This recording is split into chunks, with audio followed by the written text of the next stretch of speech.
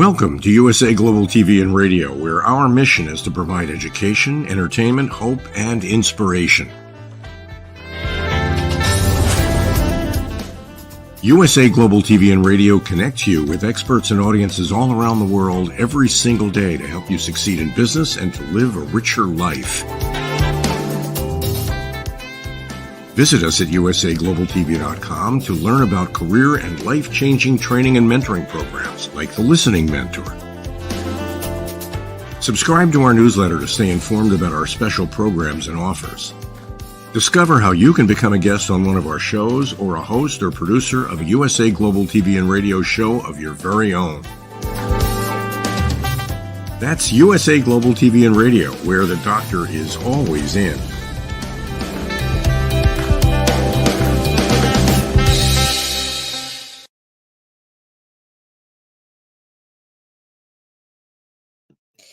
Good morning, good afternoon, good evening. Welcome home to USA Global TV and Radio, where we provide world-class education, inspiration, and hope.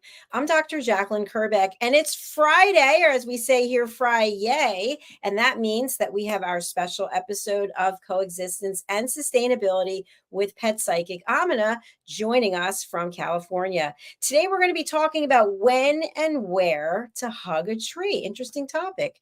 So, pet psychic Amina is a professional keynote speaker. She's also a trainer. She's a consultant. She actually helps people communicate with their pets and understand more about what's going on with them. So please do reach out to her. We'll be sharing her information, but you can find her on LinkedIn and Facebook and bridgingworlds.us. Let's welcome her to the program. Hello, welcome. Thank you so much for that intro. You just add a little bit more. Thank you so much. You're welcome. You know, I thought this was an interesting topic because there's a saying, people say, hug a tree, go hug a tree, but people really are hugging a tree, and trees really do bring some type of comfort. Before we get into that, you have an extensive background in working with not just dogs and cats, but wildlife.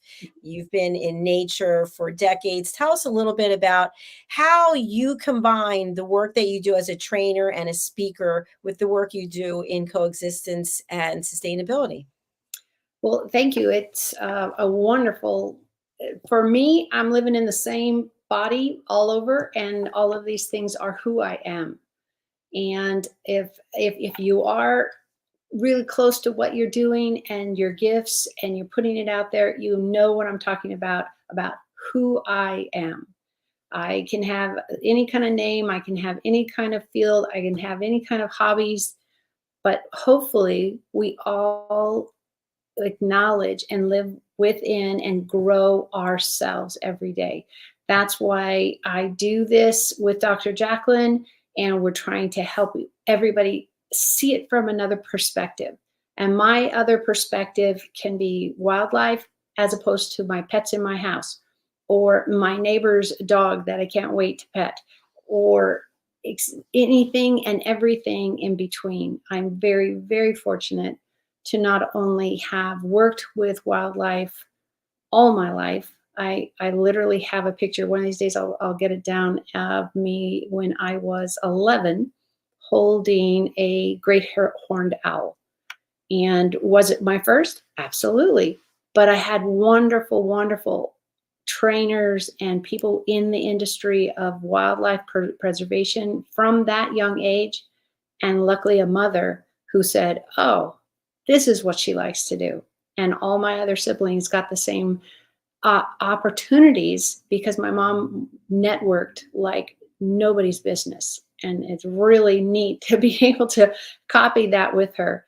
If you see somebody in the grocery store and you just strike up a conversation, how wonderful is that for us who are communicators? We can laugh about, we both bought 4 boxes of cookies. It was a cookie day, or whatever it is for you. For me, it's having every day. My home life is 3 rescue cats, and each of them are complete individuals. And what I encourage you all to do is see the individual in your pets, in the people, in your coworkers. Your life will go so much better when you have balanced expectations. If you are having problems with your pets, cat, dog, whatever, going in the litter box, I know about me, we don't have shoes in the house. I don't want to be stepping on anything but tile or carpet. So these things you have to work out. And my encouragement is listen and then see what works for them, because it might not work for you. Listening is key. Thank you so much for bringing that up. I really appreciate it. So, today we're going to get into our topic, which is about trees. I have so much respect for trees. As I've mentioned before, in the area that I live here in Florida, there are these huge, big old trees, and the roots have grown and permeated the ground, and the ground cracks, and people complain. I think, wow, that's amazing that the roots are so long and so deep. We do have a comment from Asif Khan. Hello, thanks for joining us again over on Facebook. So tell us about your experience when it comes to trees, that you've planted trees in your past. I know a lot of companies will even do charity donations, buy something, and then they'll plant a tree. Tell us about your experience. Well, I'm really, really fortunate to have quite a breadth of experience. My parents, my father was a coach and had a master's degree in PE and physical education, basically is what it stands for. All of us, all five of us, played sports under my father. It would have been tennis, if you want to know. That was a passion of him and his five brothers and his one sister. So what do you do when you have limited resources is where I'm going. My father and his brothers and sister had very, very limited resources. So to get a tennis racket, maybe secondhand, and a tennis ball that wasn't flat was really great because the courts were free and most places and a lot of parks have them. So think about what your best day is, what your give back is. And I will guarantee you, when you do this work where you volunteer and you see people giving back, not because they were paid, because it's the right thing to do. And I promise you, your heart will be lighter. If you need plants like I need plants, I have said this in many episodes before. I am on a stair-stepped condo, so it's pretty high up here, and I have a wonderful ficus tree, and it loves to drop its leaves all of a sudden and do crazy things. But this tree has been with me since it was this big, and it is now this big. So what I'm saying is, give it a try. Whatever you see that makes your day better and also makes you a better person to be around, learn something new. I always encourage you, learn something new. And that's what we're doing on this channel and all the other channels. They're just magnificent. I have them on while I'm cooking in the kitchen or I'm going for a walk and the birds aren't singing. So it's really great to do all that kind of stuff. And that's what I encourage you to do. Find what your passion is and find out, is this the right time to do that? If it's all consuming, maybe it's a career change or something else. You love pets. My suggestion is, especially if you cannot have pets, go to the shelter and volunteer. Those pets desperately need to be loved and hugged and all of that. And you can work on your allergies at the same time.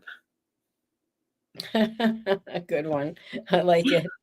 Well, it works. I tell you, it works. Yes, definitely. Definitely. So when we think about the tree, how sturdy it is, how it weathers the storms, literally, how people come and go and complexes come and go, trees stand the test of time until people come and destroy them and take them out, or some type of climate change. So what are some of the benefits that you get from hugging a tree?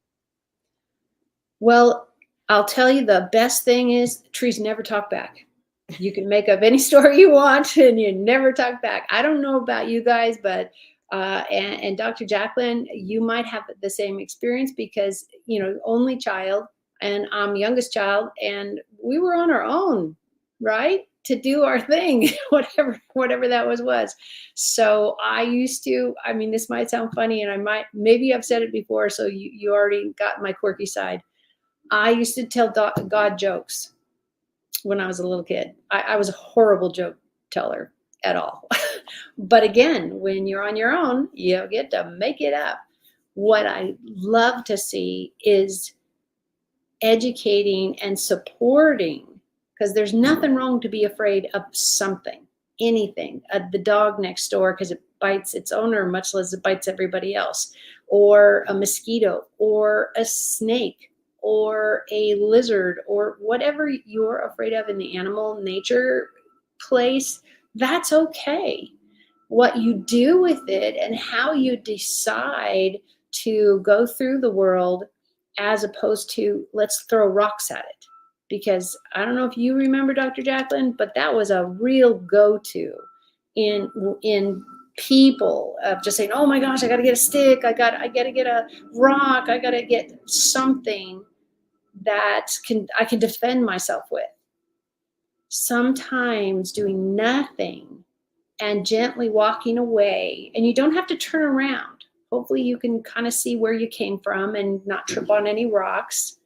But most animals you come up on are surprised because they're looking for food, or they're eating, or they have been abused. And it's not about you. Yes, bites are dangerous, and bites can be infectious, and all of these other things, but they also can be out of fear. And honestly, if I had to pick an emotion or a type of behavior, I would say fear is the worst for everybody. I mean, animal, vegetables talked, and people. I don't know about you, Dr. JACALYN, but there's been a couple of times I've had a tragic or a scary moment or something, and I'm thinking, oh man, I am not going to make a good decision here. I remember my car accident was head on, and we were on a highway, and this person wasn't looking at me. They weren't looking at the road. They were looking somewhere else. And I'm thinking, dude, look at me, please, look at me. And I knew I can get a little farther left or right, but they're going to clip me no matter what, because it's a 2-lane highway. So when you're faced with those challenges, do you have any go-tos of take a deep breath, drink a glass of water, turn and walk away? I mean, you got a lot of live critters in your block of the world that are, because the iguanas, right? And the snakes, everybody's let them go free. The iguanas, definitely. And by the way, I've decided with an idea from a friend that I'm just going to do a selfish plug, that Great. one of our next books for Lady Ooh. Ella series is Lady Ella is going to meet the iguanas. They're going to have a town hall meeting. So good. They'll need it. And you're the expert for that, to have added it in. Because think about it, everybody. You got these iguanas that, I can't even put my hands in the screen that when you add the tail. And they run hilariously if you really want to. They do.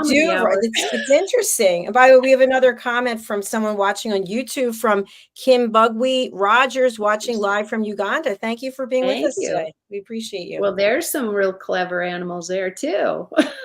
Yes. And it's interesting because we as humans, we actually, some of us take animals, which we shouldn't be doing, and bring them to another country. And so that's when it changes the whole natural system that's been in place. So as I mentioned, we do have iguanas here in this community, and someone brought them here at some point, and they've just been there's tons of food for them to consume, except for nothing left for the wildlife that actually are supposed to be there.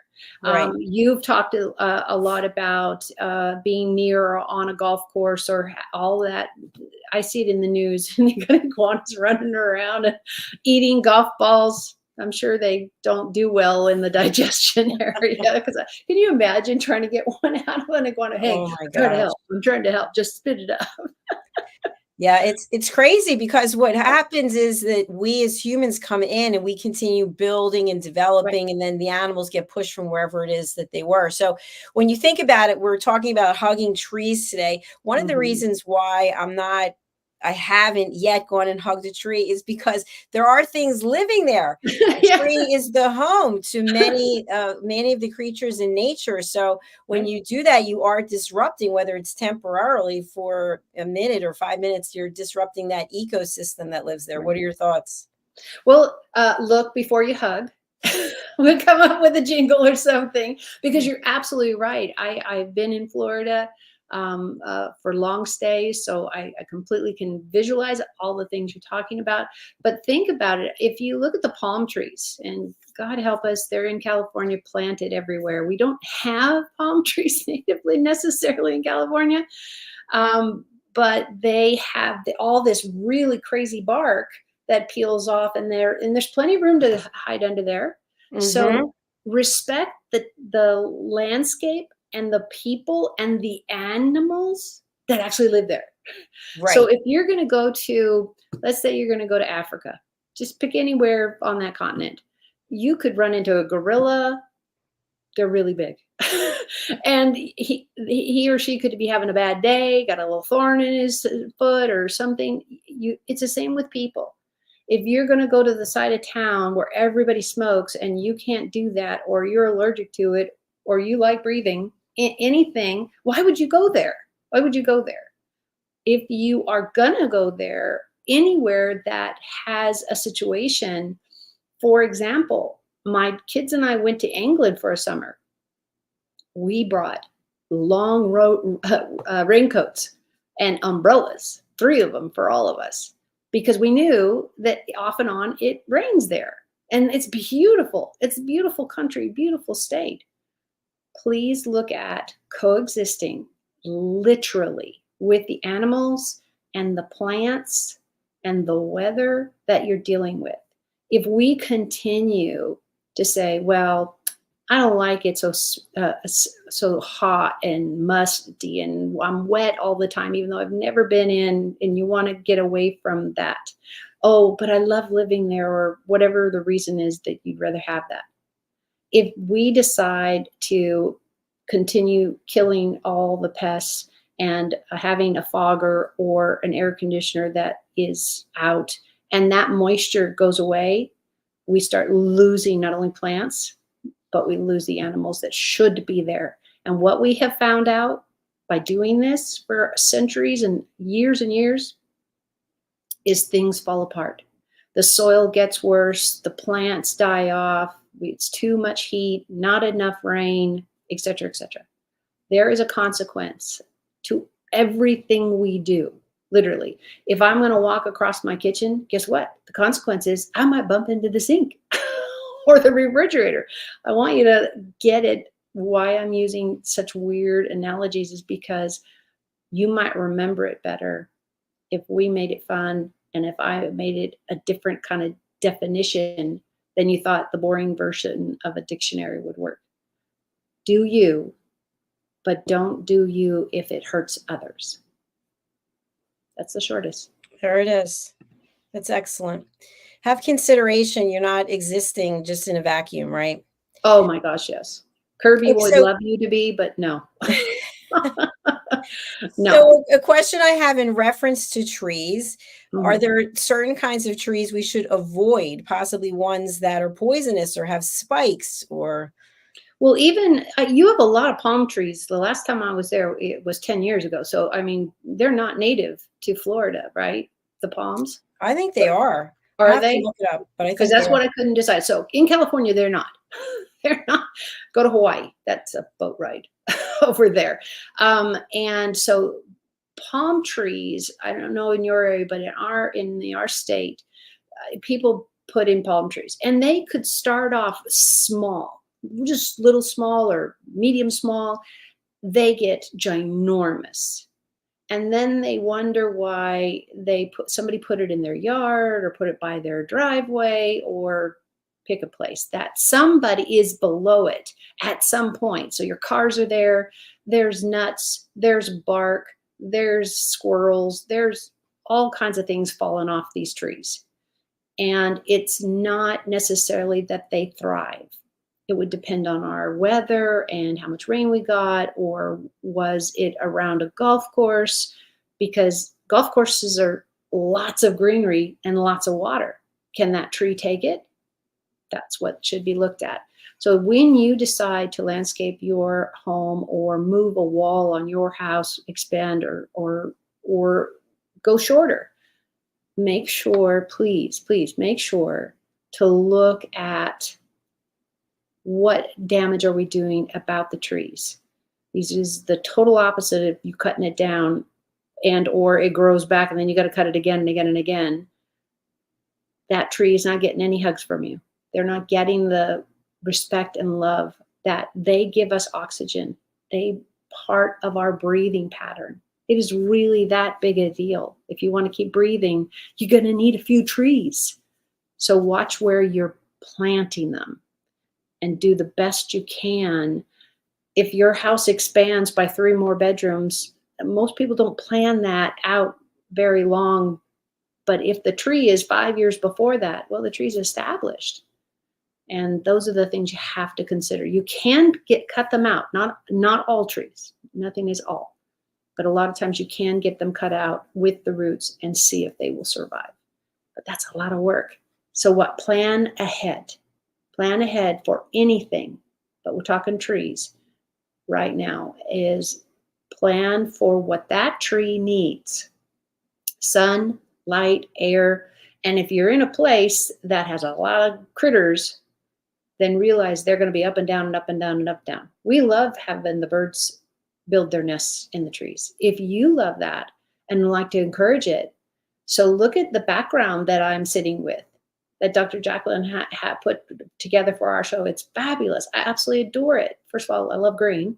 And that tree, these trees have many, many branches, many, many choices for those animals to coexist, and or a lot of birds be in the same place, and a lot of great branches to put a nest. So I really want you to take the look of the animals that you're dealing with and then make a decision, hopefully, that benefits both of you to the best of your ability. Excellent points. Thank you. I know when my father passed away, he died here in Florida in 2012, and the Homeowners Association agreed that we could plant a tree in his name. And the tree was a tiny thing, and it's pretty big now. And there's a plaque out there for him, which is amazing. But the point is that it takes care and responsibility. So if you're going to plant something, please do take care of it. Please feed it, please water it, etc. Now, I want to talk about something that we've discussed before, but I think it warrants being brought up again. If you have some type of pest, let's say they're attacking your trees or your plants, should you go out and buy that product that you can spray and kill, and it goes into the air, and you know what I'm talking about? Yeah. Starts with an R. Yes. And I would say, again, I know you probably know this, but stretch our watching public, MacGyver it. Do you remember this reference? Yes. So it used to be a TV show about this guy who had creative ideas about what he was a detective, I believe, right? Something like that. So what I love doing is taking something that is everyday. So let's say I have this eyeglass holder, and I decide, well, I don't have the glasses anymore. They ran away or died or something. And I could do so many things with that. You could put little bitty flowers in, and they don't have to be real. They can be plastic, or that's what the dollar store for, right? Or small, or any kind of decorations. Don't limit yourself to the fact that this is not a pot. So if I had this wonderful water bottle, and it's an actual real water bottle I use, but could you imagine having little daisies coming up here, and you had it on your desk and it won't fall over very much because it's so heavy? Why not? If that's extra, or God forbid, the pretty outside plastic broke or died, I don't know why you would retire, except for that the water bottle actually leaks or is broken. those things can be done differently. You don't have to, let's say you love men's shirts and you're a girl. And do you look cute in them? Who cares? Do you like them? Are they comfortable for you? That's a way that you can go. Things don't have to necessarily be just because somebody in the retail department said, oh, that's only a blouse. You can't make it anything else. And my blouse, this is about as loud as I get. And again, it was a gift, but it has such a wide bottom. I could add a whole skirt material and this would be a dress. I want everybody to think about, don't limit yourself. Creativity can come in words, in poem, so in the written word, the spoken word, or so many other things. If your love is for flowers, great. If you're like me and you have a little plot of dirt, and so you have a lot of plants on the stairway getting to my front door, it can happen. You can do it another way. Am I going to say there's no wrong?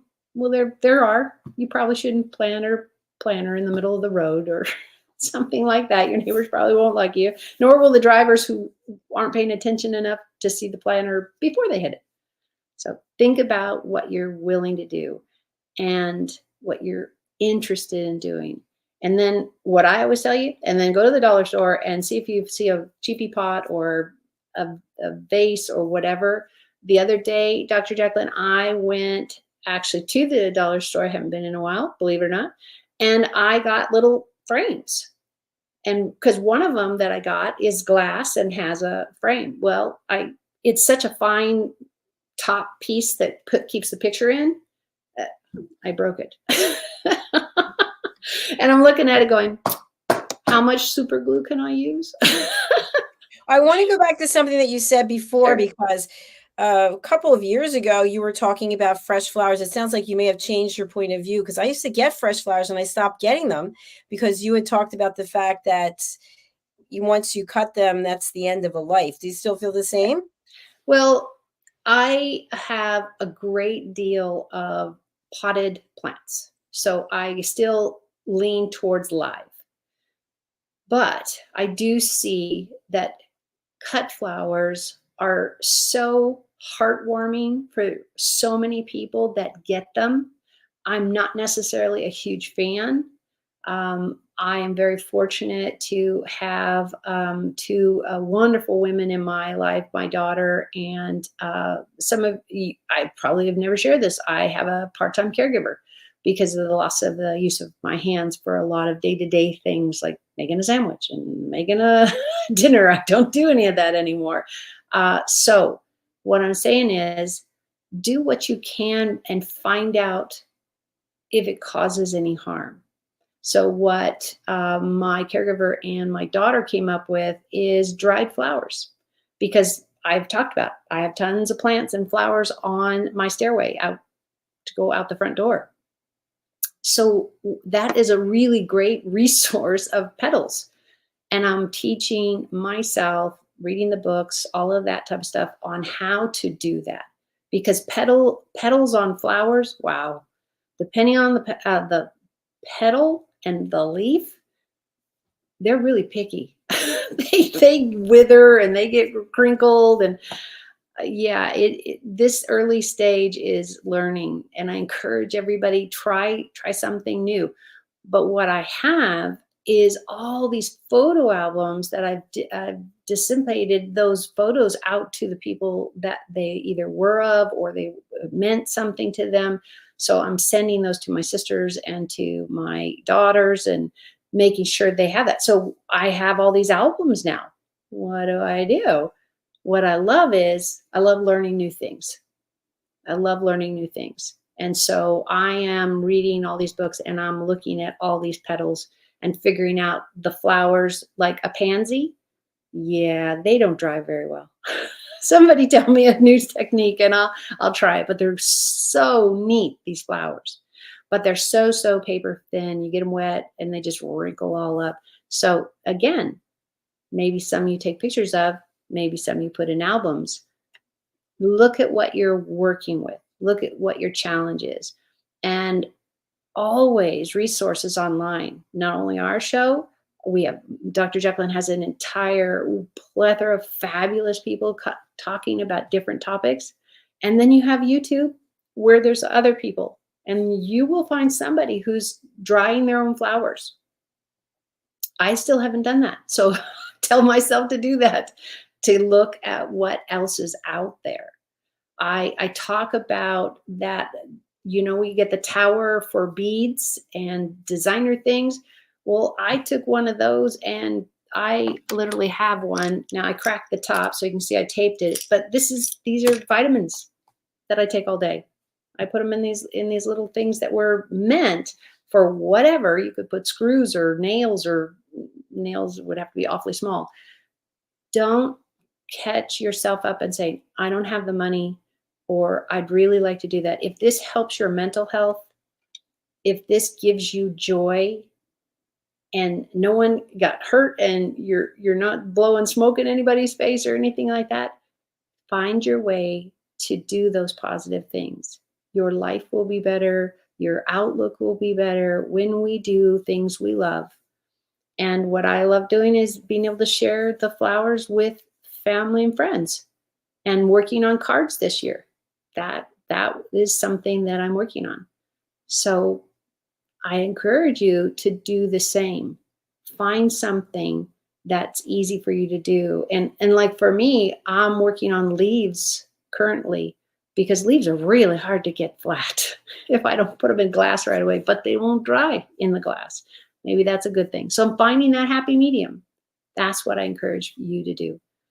Coexist is really, really our mantra, I think, on the whole channel, is if it does damage to you or the environment, then rethink what you're doing. Most of the flowers I'm getting are getting right out of my own potted flowers and my own potted plants, because I have that many. And or I will see a broken branch and it's a leaf I haven't worked with, or a branch I haven't worked with. It's already broken, so I do go get that.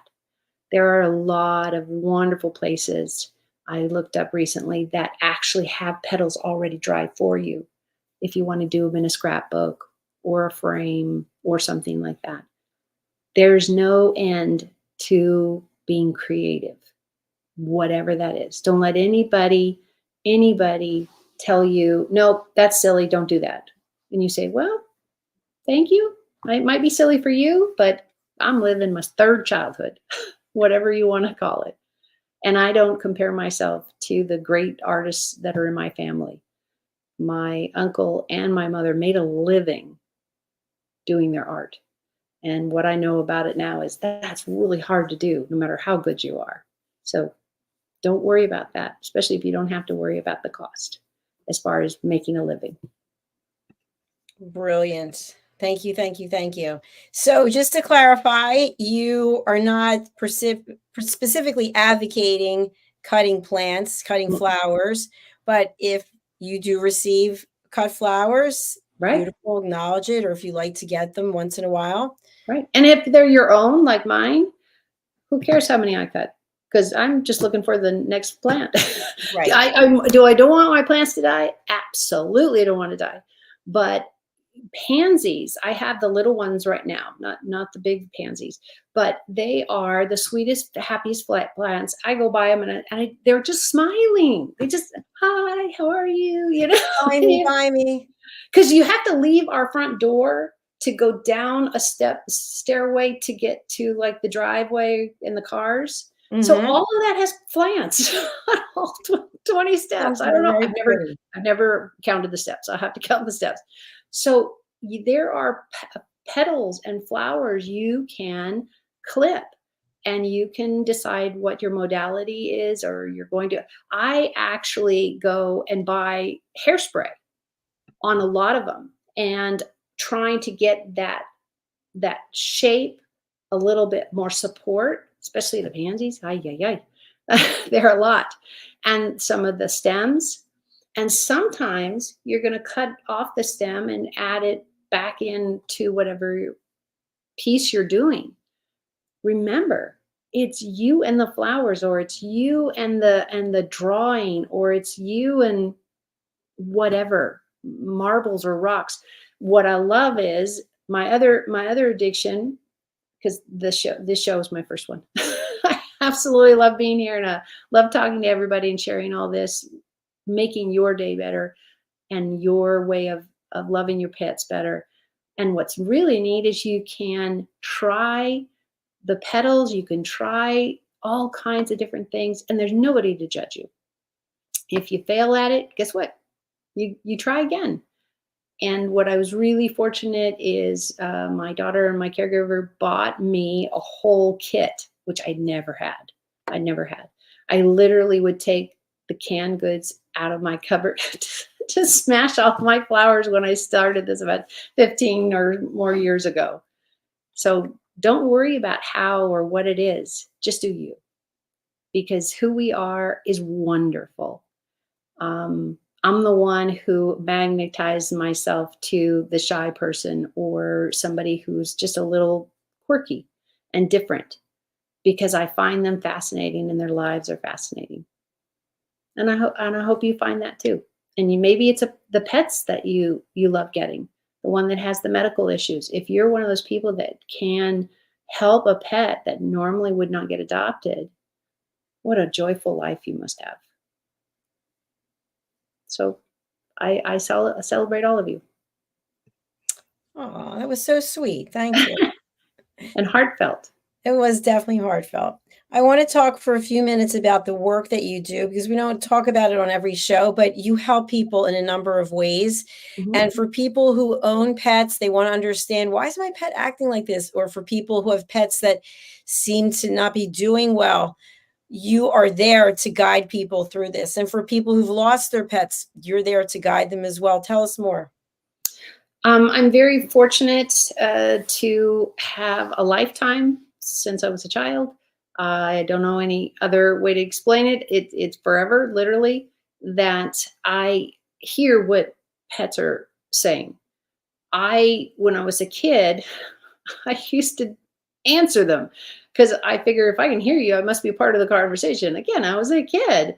What I didn't care for, because being an empath means I can feel feelings, animal and or people. Luckily, I can't hear any people's thoughts. I just hear the animal's thoughts. Thank goodness. I might have to be institutionalized for that one. But I can feel somebody who comes up to me full of anger, full of joy, full any of those really high energy things. Oh, those are easy. Those are easy to see that and feel it. And all of that wonderful. It's like somebody who smiles all the time or giggles all the time, and they really are in joy in their heart. So I feel all of that. That's what my empathy is translated into, understanding what people are feeling. The same with animals.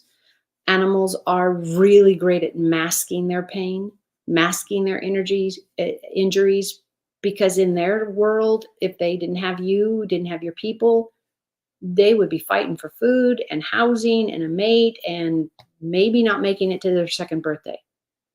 So it's really important that their ears are in really good shape and their legs can run them away, but they also understand what's going on around them. And what I help people do is clear that conversation. I'm really fortunate to have clients all over the world, literally, because distance isn't a problem. We can get on a phone. We can get on a video if that's necessary. It's not for me. I find it even easier not to see your face. I do usually want to see the pet, but that's not necessary because their tail tells me something, but I usually can feel that that's going on anyway. It's a wonderful, wonderful tool, but I didn't do anything about it outside of my own family. And I met my core, my kids and their dad and all that they were the ones who knew. And any close girlfriends, friends that I worked with. And then I moved back to the Bay Area after being gone for a number of years. And I found a group of people, they go under a banner called church. So they are all, not all, but very great deal of them have psychic abilities on some plane. My last crazy gift is I talk to dead animals, but I talk to dead people too. And I interpret it this way, that it's probably why I held no fear about dying or death. I would miss my pets. I will miss my family. I miss my parents. All of those things are still happening for me. But I have a broader understanding, having spoken to people that have passed away many, many, many, many, many times now, having doing this for so long. When I was a kid, I just thought everybody heard the dog talking. And then I found out really quick, yeah, everybody's looking at me funny. I don't know about you, but I didn't want to be a pre-teenager that everybody thought I was strange. I got enough going for me. So I didn't say anything about it. My family's all quite aware of it now. And they were like, kind of fits in with her and her ways. So I want to encourage anybody who's listening and everybody who's listening. If you're trying out for the football team for the first time, or you want to be a ballerina or an artist or a psychic, then find the people that can walk you through it in a safe place, healthy, because you don't want to learn to play football and you're actually holding a Frisbee. That would, as far as having the wrong tools, having the wrong insight, find the right coach, find the right teacher. That's what I hope for all of you. Thank you very much for your words of encouragement and for sharing with our audience how you can assist them. It's been another fabulous episode. I never know what we're going to discuss. We have no script. So I just want to welcome our new followers on Instagram. We're currently streaming on Facebook, YouTube, LinkedIn, Instagram, and then our shows are uploaded to Roku, which is very exciting. So wherever you are, we have our audio platform as well. We're on all the major audio platforms. Please do follow us, subscribe, just look for USA Global TV and Radio. And of course, follow Amina on LinkedIn, as well as Facebook and her website, bridgingworld.us. That's all we have for today. So happy weekend. I hope you enjoy yourself. And thank you to everyone who's out there watching and listening. We really appreciate it. Don't hug any of the lizards. They'll stay. They're really sharp too if you're gonna hug, and that tail will whack you any day. They will hit you. I'm sure it will not be good. So absolutely. And we have a thank you from our new friends there on YouTube. Thank you, Amina. Thank you, Kim. That's wonderful. Thank you so much. Thank you very much. Okay, bye for now. We'll see you again soon.